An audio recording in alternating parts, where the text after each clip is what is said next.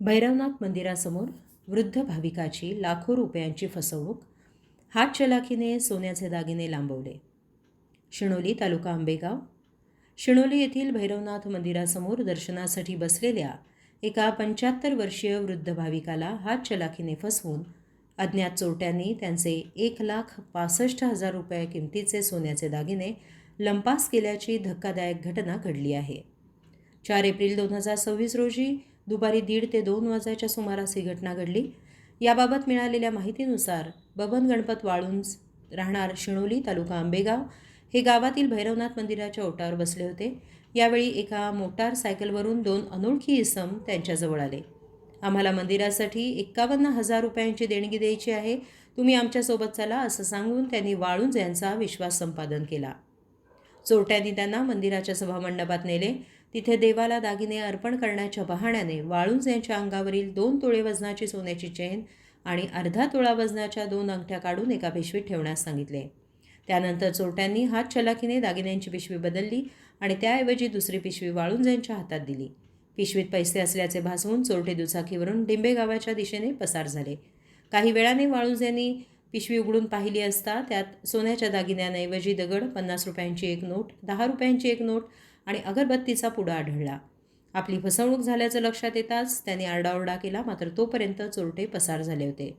या प्रकरणी बबन वाळुंज यांनी घोडेगाव पोलीस ठाण्यात तक्रार केली असून पोलिसांनी अज्ञात 2 इसमांविरुद्ध गुन्हा नोंदवला आहे. या घटनेचा अधिक तपास हेड कॉन्स्टेबल रवींद्र भगवान सुरकुले करत आहेत. भर दिवसा घडलेल्या या घटनेमुळे परिसरात खळबळ माजली असून अनोळखी व्यक्तींच्या बोलण्यावर विश्वास ठेवू नये असे आवाहन पोलिसांकडून करण्यात आले आहे. स्टार मराठी डेली न्यूज, कार्यकारी संपादक नंदू बोराडे, शिणोली, आंबेगाव, पुणे. माझं नाव बबन गणपत वाळुंज, राहणार शिणोली तालुका आंबेगाव, जिल्हा पुणे. वय माझं 75. आणि मी गावात आला असताना माझ्या एक अनाथ इसम माझ्या समोर आला आणि तो म्हणला इकडे या. ओळखीचा नाही तुमच्या? तुमच्या ओळखीचा होता का? नाही, ओळखीचा नव्हता तो. मग कोण कसं आले ते? आले मोटरसायकल आला आणि तिथं उभं राहिला मंदिराच्या बाजूला आणि मला बोलवलं इकडे. आणि मग मला म्हणले ते आपल्याला देवीला 51,000 रुपये देणगी द्यायची. तेव्हा मला म्हणले तुम्ही माझ्या बरोबर चला. मग मी त्यांच्या बरोबर.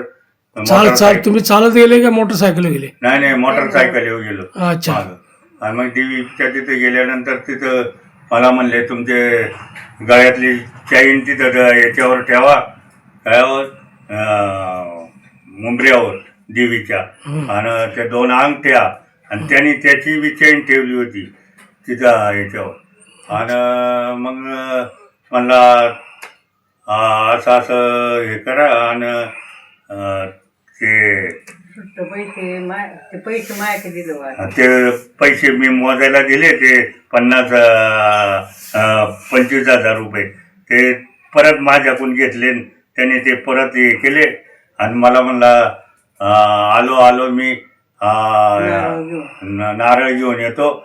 आणि ते दागिनं वगैरे तसंच उचलले. त्यांनी काय केलं, आलो म्हणला फक्त एवढं. किती तोळ्याची चैन होती? 2 तोळ्याची चैन होती. आणि अंगठ्या? अर्ध्या तोळ्याच्या होत्या. त्याच्यानंतर काय झालं? त्याच्यानंतर त्यांनी ते घेतले ते जवळ. कुठल्या मंदिरात? देवीच्या जगदंबा माता. अच्छा. पुढे काय झालं? पुढं मग ते गेल्यानंतर मग मला म्हणले इथं बसा, मी येतो. मग तिथं बसलो. बरेच टाइम म्हणजे 15-20 मिनिटं वाट पाहिली. म्हणलं हे गेले. मग मी गावाकडे निघालो. मग गावात आल्यानंतर मग लोकांना सांगितलं तिथं वाड्यातून असं झालं. मग ते सगळे लोक जमा झाले ते सगळे. मग सांगत राहिले असं. बरं झालं म्हणले तुमच्या याला धोका झाला असता, नाही तर याची माणसं काय करून जातात काय माहिती नाही.